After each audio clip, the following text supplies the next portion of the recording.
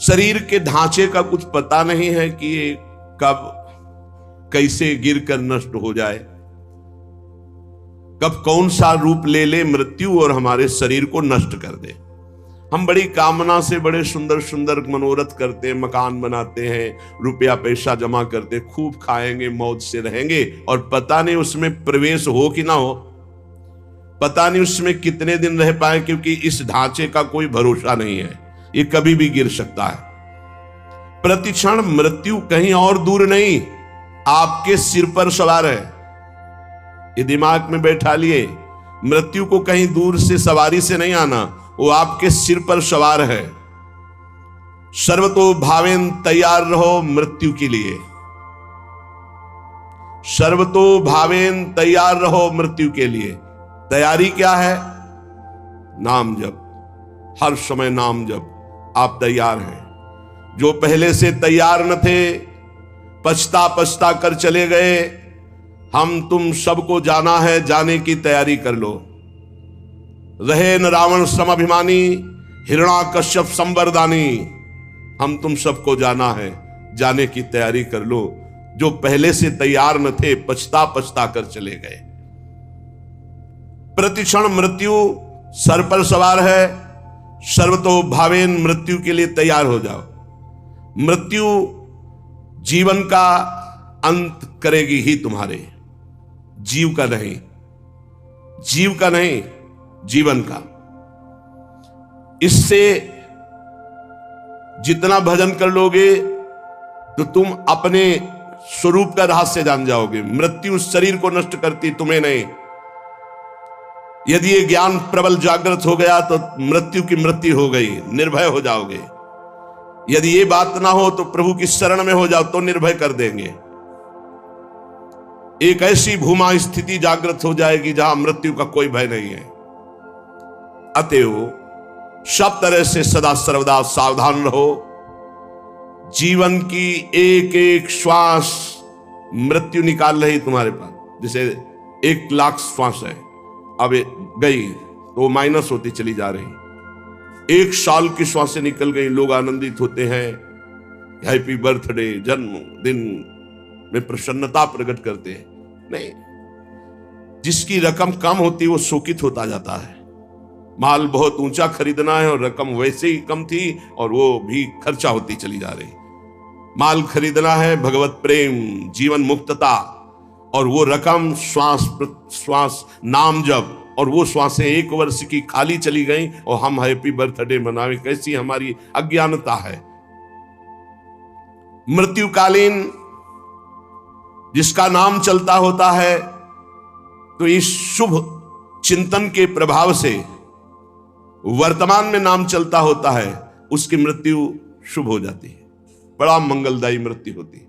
भगवान का नाम जपते जपते शरीर छोड़ दे, ये सबसे बड़ी बात। या तो ब्राह्मी स्थिति, ब्रह्माकारवर्ती, और या भगवान का नाम जप करते हुए, 2 में ही भगवत प्राप्ति।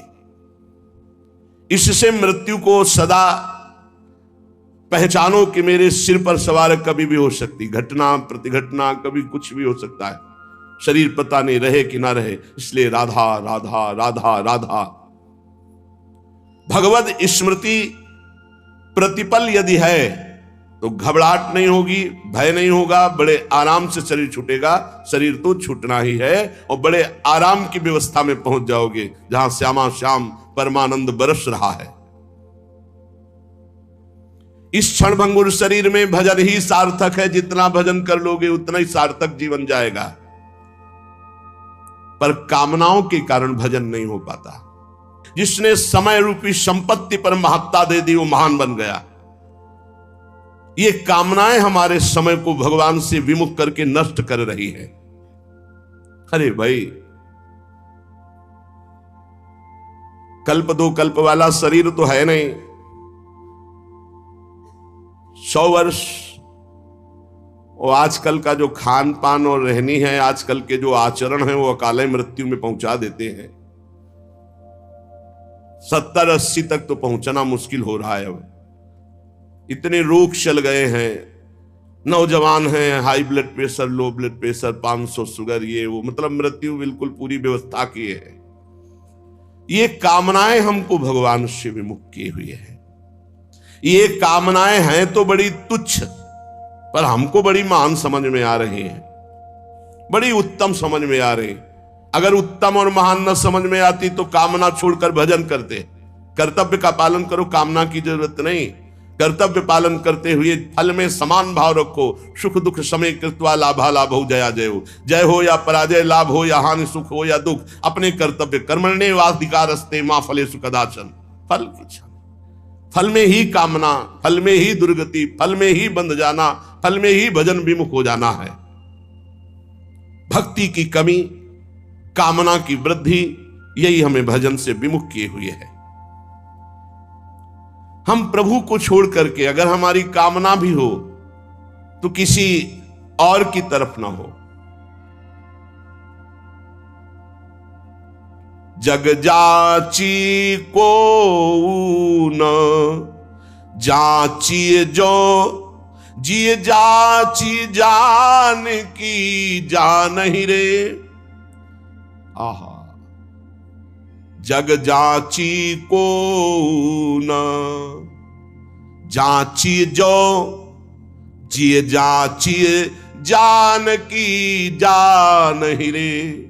जेहि जाचत जाचकता जरि जाई, जो जारति जोर जहान ही रे।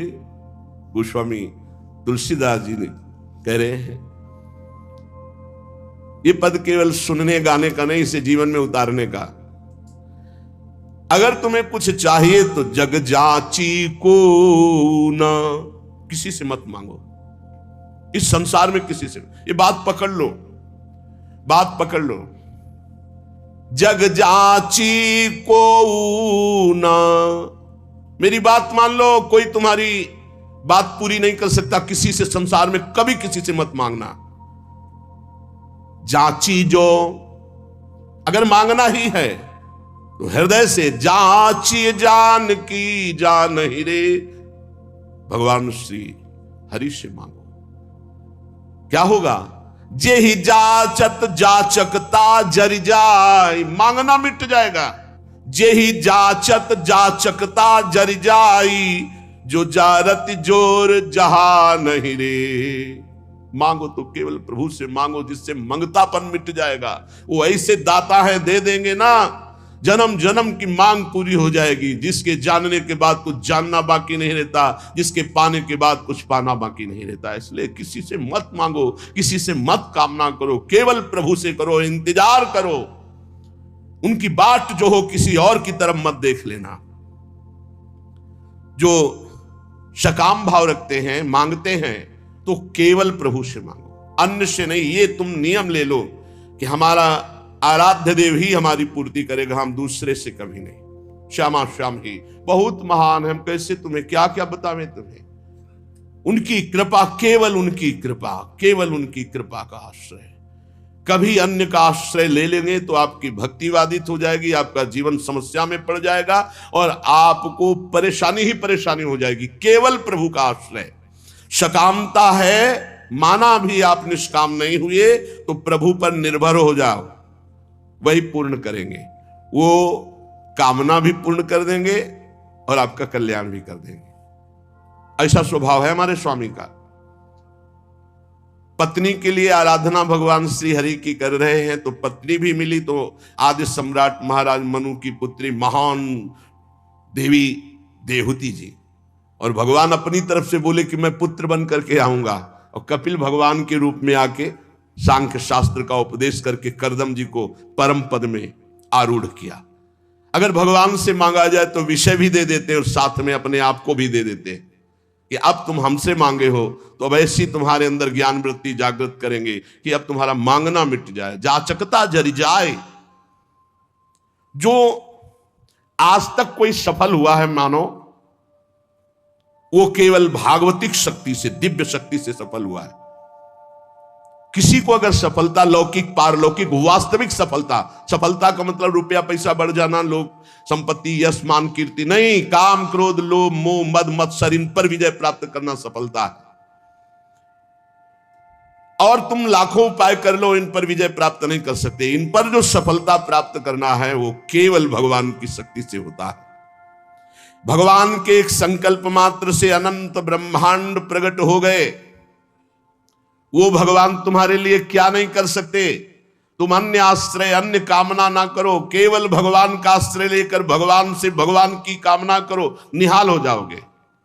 अगर द्रौपदी जी अन्य आश्रय न लेकर के पहले ही भगवान को आर्तभाव से पुकार देती तो समस्या इतनी नहीं बढ़ पाती।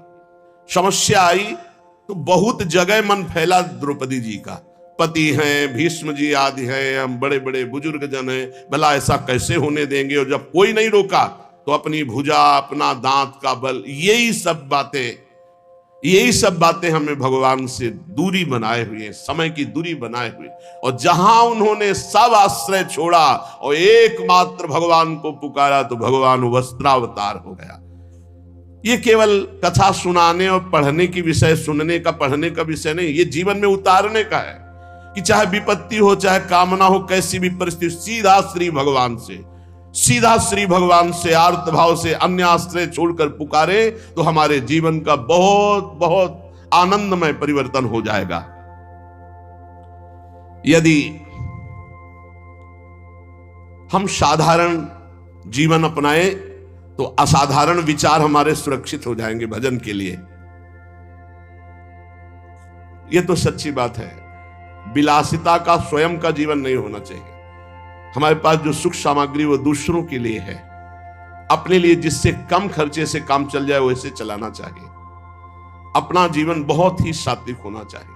हम टूटी से उतना ही जल लेते हैं जितनी आवश्यकता होती है, उतने ही बिजली चलाना है जितनी आवश्यकता, नहीं तो बल्ब बंद करके अगर प्रकाश से काम चल रहा है बाहरी तो बल्ब नहीं जलाना है। अगर पंखे से काम चल रहा है तो कमरे में फिर हमको एसी नहीं चलाना। अगर बिना पंखे एसी के घंटा 2 घंटा कट रहा है तो हम वैसे, जितना आप कम खर्चे का जीवन उतना ही आपका भजन उत्तम बढ़ेगा। आप ये मत सोचो कि तुम मेरी संपत्ति में जितना चाहूं महंगे से महंगा प्रयोग कर सकता हूं, नहीं, सब संपत्ति रघुपति के आई, श्री जी के आए। एक आदमी 5,000 रुपए में एक बार अपना खान पान व्यवहार करता है और उसी 5,000 रुपए से 50 आदमियों को कुछ कुछ पवाया जा सकता है। जब हमारा काम जमीन में सोने से चल सकता है तो पलंग की क्या जरूरत है। चलो भाई, पलंग में जब हमारा एक चद्दर बिछा के काम चल सकता है तो डनलप के गद्दे की जरूरत क्या है। भगवत मार्ग के हम प्रतीक है, महापुरुषों के वचन, साधारण से साधारण पहले जीवन जीना सीखो। एक कुशासन और मार्किन के सिवा कोई छने बिछाए थे, एक कुशासन उसके ऊपर मार्किन। साधारण तौर तरीके, अगर असाधारण भजन करना है तो हमारी बात मान लो। जितना रजोगुण बनवाओगे, जितना रजोगुण एकत्रित करोगे, उतने ही तुम्हारे भजन में बाधक होगी। मरोगे तो है, शरीर भी नष्ट होगा तुम्हारा और मकान भी दूसरे के हाथ लगेगा। काहे को समय बर्बाद कर रहे हो। अगर साधारण जीवन व्यतीत करते तो रोना आता, प्रभु मुझ गरीब, मुझ दीन पर कृपा कर दो। भगवान की प्राप्ति के लिए जबरदस्ती अपने राज्य को अपने पुत्र को दे करके महाराज मनु हरिताप गवन बन कीन्हा, आप वृंदावन आए हो, बहुत दैन्यता से जियो, आपके पास अर्थ है और भूखे प्यासे ऐसे लोगों को पवाओ, दूसरों की सेवा में लगाओ। संत सेवा, भगवंत सेवा, श्री जी को सुंदर सुंदर पोशाक, श्री जी को भोग लगा के बांट देना, उत्तम भोग लगाए मोर मरकट को सेवा। अपने लिए बहुत साधारण मार्किन, साधारण कपड़ा उड़ले, साधारण से जीवन, तभी असाधारण भजन होगा। जितना आप अधिक खर्च करेंगे अपने शरीर के ऊपर, साधक बहुत ध्यान से सुने, चाहे गृहस्थ हो, चाहे आपका पैसा नहीं है, वो भगवान का है। आप उचित अपने ऊपर खर्चा करें, परिवार के सुख में लगावें, संसार के सुख में लगावें, गौ सेवा, संत सेवा, भगवत सेवा, अन्य में, अपने जीवन में बहुत कम खर्चा। आप अपने समय को अधिक से अधिक बचाकर भजन में लगाएं। यदि आपके पास बहुत अच्छी धन राशि आ चुकी है तो आपको अब ज्यादा जरूरत नहीं है, तो आप उसे लोक सेवा, भगवत सेवा में लगाते हुए हर समय भजन में लगिए। ज्यादा फैलाओ मत फैलाइए। सच्ची कहते बहुत सावधानी की जरूरत, बहुत सावधानी। अरे चाहे आप जितना 3.5 हाथ का शरीर है तुम्हारे हाथ से, उसको किसी एक कोने में पड़े रहना है। मार केवल बवाल रचे हो, अहंकार पुष्टता, मार रजोगुण की पुष्टता। हाँ, इस दरवाजा इसका आना चाहिए अमुक प्रदेश से, तो खिड़की इसकी अमुक प्रदेश की होनी चाहिए, तो लिफ्ट अमुक कंपनी की होनी चाहिए, वस्तु अमुक कंपनी। बड़ा दिमाग किसी में, मर गए कंपनी सब लगाए ऐसे बड़े बड़े भवन बने हुए, महल बने हुए, कबूतर हग रहे, रहने वाला कोई नहीं। पुरानी बिल्डिंगें देखो जो राजा महाराजाओं की, तुम्हारी को क्या। ये प्रमादी स्वभाव हटाइए, भजन के बहाने सुख भोगने की आदत छोड़िए तो परमात्मा प्राप्ति जल्दी हो जाए। डट करके सब झंझटों से निपट करके भजन करो। जीवन को प्रमाद से बचाकर प्रयत्न में स्थित करो। शब्द देख लो, शब्द ही है, प्रमाद से हटाओ और प्रयत्न में लगाओ। इतने माला भजन, इतना पाठ, इतना जाकर के राधा के कुंज में करना, इतना एकांत में पाठ करना, ऐसे ऐसे अपनी दिनचर्या इतनी फिट कि उसको तोड़ना नहीं किसी भी स्थिति में। परमात्मा को भुला देने वाले सामग्री विषयों, इन सबको हटा दो। अभी लगन नहीं लगी, इसलिए जहां तुम्हारा वास है वहां कोई भी ज्यादा भगवत विमुख करने वाली वस्तुएं अच्छी नहीं होनी चाहिए। बात ध्यान रख लो। जहां वास कर रहे हैं पूरे में राधा राधा राधा राधा राधा राधा राधा, गुरुदेव राधा वल्लभ, गुरुदेव राधा वल्लभ। जहां दृष्टि, उनकी पोशाक, उनकी माला, उनकी, बस एक आसन शयन के लिए, एक आसन बैठने के लिए, बस। आधुनिकता का जितना दर्शन होगा रजोगुण बढ़ेगा, भजन हटेगा, मान लीजिए। बहुत सावधान रहिए। वृंदावन है, वृंदावन की थोड़ा तो रहनी रखो। राधा राधा राधा राधा। यार कभी ऐसा भी करो ना, एक टाट बिछा के सो, हाथ की तकिया, रज के पात्र रखे हुए कमरे में, उसमें भोजन प्रसाद पाया, टाट बिछा हुआ है, हाथ की तकिया में सो गए, नहा लिया, अपनी दिनचर्या में कुछ खर्चा नहीं, एक छोटे से पंखे से काम चला दे। अगर आजकल इतनी बिल्डिंगें बन रही कि वायु बाहर की नहीं मिल, शरीर को जैसे रखो वैसे रहेगा। शरीर को जैसे रखो, वर्षों कभी बिजली नहीं रखी यही हित धाम में कटवा के, जैसे रखो। थोड़ी देर पसीना पसीना, जितनी नींद आनी आनी, उठ के बैठ गए, फिर मंत्र जो हमको सोने के लिए है। नींद को जितना आना आ जाए ना, राधा राधा आज नहीं आई तो कल आ जाएगी, कल नहीं तो परसों आ जाएगी। भजन तो हमारा हो रहा है। भगवान का आश्रय समस्त शक्तियों को जागृत कर देता है, भोगों का आश्रय समस्त शक्तियों को ढक देता है। इस बात को समझिए। बहुत दुर्भाग्य है जो हमें सुविधा अच्छी लगे, बहुत दुर्भाग्य है, सच्ची मानिए। अंदर की स्थिति को तुम नहीं जानोगे, बाहर की बातें देखते हो। बड़ा दुर्भाग्य है जब सुविधा में भजन किया जाए, बड़ा सौभाग्य है जब असुविधा में भजन होता है। जो असुविधा में भजन किया महापुरुषों ने, वो सुविधा में, वो तो सुविधा भ्रम है, सुविधा भ्रम है। देखो पूज्य श्री रघुनाथ दास गोस्वामी जी के पिता ने रसोईया, रुपया, सब व्यवस्था, सेवक जन भेजे कि अब जब जगन्नाथपुरी में ही रहेगा बेटा बाबा जी बन के, तो सारी सुविधाएं। अपने आप वैरागी को कोई शिक्षा नहीं देनी होती। 1-2 दिन भोग बनाया, महाप्रभु चैतन्य देव को पवाया, फिर कहा कि जब हम भगवत मार्ग में चले तो मेरे प्रभु के द्वारा मेरा भरण पोषण होना चाहिए, ये पिता के द्वारा वैभव का नहीं। वापस कर दिया। और जगन्नाथ जी के सिंहपौर पर जो भिक्षुक जन हैं उनके बीच में खड़े हो गए। तो भिक्षुक जनों का तो अभ्यास था, दौड़ दौड़ के आगे लेते, वो गंभीरता से खड़े रहते, जब कोई उनकी तरफ देख कर दे देता तो वही पा लेते, ने रात दिन भजन करते। इस वृत्ति को भी ठीक नहीं समझा। फिर एक अन्य क्षेत्र से थोड़ा अन्य, इस वृत्ति को भी सुविधाजनक समझा। रात्रि में जो प्रसाद फेंक दिया जाता, गौएं भी नहीं पाती, वो उठाकर धोकर फिर पाते, रात दिन नाम जप। महाप्रभु चैतन्य देव जी को जब गोविंद जी के द्वारा पता लगा कि ऐसे रघुनाथ दास जी, तो चुपचाप रात्रि में गए और भोग लगा को पाना ही शुरू किया था कि ऐसे, और कहा इतना स्वादिष्ट अमृत जैसा भोग अकेले अकेले पाता है रघु, मुझको निमंत्रण नहीं दिया। अरे प्रभु आपके लायक नहीं। बोले यही तो अमृत है महाप्रभु। भगवान का आश्रय समस्त शक्तियों को जागृत करता है और भोगों का आश्रय इस समस्त शक्तियों को ढक करके पाप ताप संताप उत्पन्न करता है। जो भगवान का आश्रय ले लेता है, भगवान उसके सारे दोषों को अपना दोष मान लेते हैं, सारे उसके अपराधों को स्वयं मिटा देते हैं। भगवान के बल के समान कोई बल नहीं, इसलिए उपासक को अपना बल नहीं, भगवान का बल का भरोसा रहकर निर्भय हो जाना चाहिए। थोड़ी रहनी सुधार लो प्रभु, थोड़ी रहनी सुधार लो, थोड़ा साधारण जीवन जियो तो असाधारण भजन होने लगे। ये सब ठीक नहीं। बाहर सच्ची कहते हैं, दुर्भाग्य समझो जो सुविधाजनक जीवन जीकर भजन करना चाहते हैं, जो साफ सुविधाओं को ठुकरा करके, साफ वैभव है लेकिन बहुत अकिंचन जीवन जीते हैं, बलिहारी उनके जीवन की। भगवान जितनी रचना रचे उसका प्रतिक्षण परिवर्तन हो रहा है और नाश की तरफ जा रही है। शरीर से लेकर जो भी आप देख रहे हो, गो गोचर जहां लघु मनुजाई, सबका परिवर्तन हो रहा है, सब नाश की तरफ जा रहा है। ये क्षण ध्वंसी है, किसी भी क्षण में नष्ट हो सकता है। जो तुम देख रहे हो सब, यहां का मिलना संतोषजनक नहीं है। यहां व्यक्ति मिल जाना, वस्तु मिल जाना, स्थान मिल जाना, यहां कोई संतोषजनक नहीं, क्षणिक है, दुखद है। श्री भगवान पर विश्वास करके सर्व प्रकार से उनके ऊपर निर्भर होकर जो भजन करता है वो मंगल को प्राप्त होता है।